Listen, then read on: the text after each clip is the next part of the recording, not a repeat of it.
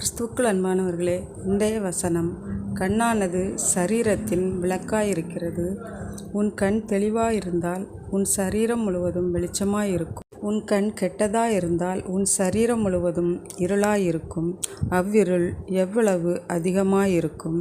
மத்தேயு அதிகாரம் 6 வசனம் 22-23. நம் கண்ணினால் பார்க்கக்கூடிய பார்வைகள் தெளிவாயிருந்தால் நம்முடைய சரீரம் முழுவதும் வெளிச்சமாயிருக்கும். நம்முடைய கண்களினால் பார்க்கக்கூடிய பார்வைகள் கெட்டதாயிருந்தால் சரீரம் முழுவதும் இருளாயிருக்கும். எனவே கண்ணானது சரீரத்தின் விளக்காயிருக்கிறது. ஆகவே கண்களினால் தீட்டான பார்வைகளை பார்த்து இருளில் இருக்காமல் சுத்தமான, தூய்மையான, செம்மையான, பரிசுத்தமான பார்வைகளை பார்த்து கர்த்தரின் வெளிச்சத்தில் இருப்போமாக. ஆமேன். God bless you.